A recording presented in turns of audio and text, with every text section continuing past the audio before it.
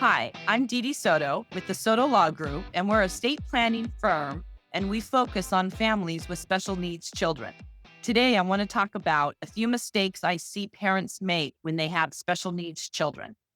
The first mistake I see is families will often set up a custodial account.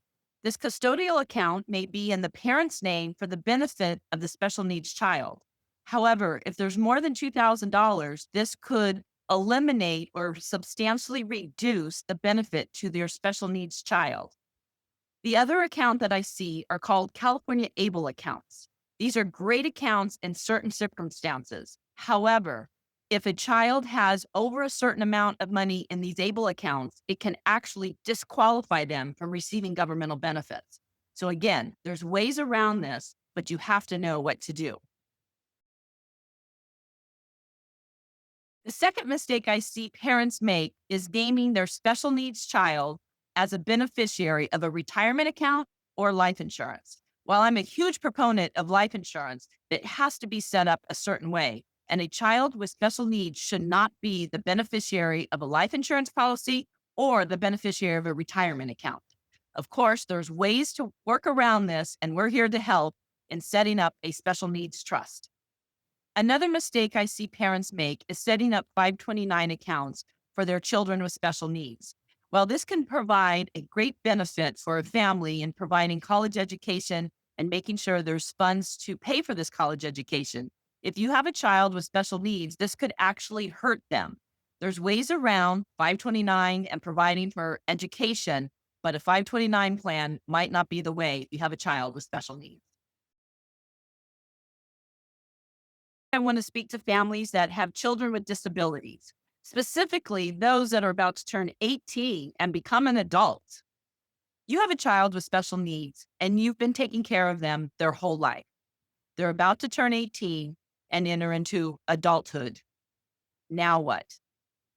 They're about to turn 18 and your legal rights to make decisions for them changes. I know their disability does not, but your rights do. Are you concerned? Are you confused? Do you know what to do? Well, here in California, we have a solution, and it's called a limited conservatorship. I know it's a big word, but what it basically means is that you will have the legal authority to continue to make decisions for your children. So you're asking what's involved, what's the process? You would hire an attorney like us, the Soto Law Group, and we would file a petition on your behalf. You would be the conservator, and your adult child would be the conservatee. You would be appointed as the legal guardian, and you would be able to make all of the legal decisions that you have been making for your child their whole life. So what happens next? After we have filed a petition on your behalf, then there would be an attorney or an advocate appointed on behalf of your child. This advocate, this attorney would come out to the home and have a conversation with your child, have a conversation with you, and possibly any other family members that may be living at the house.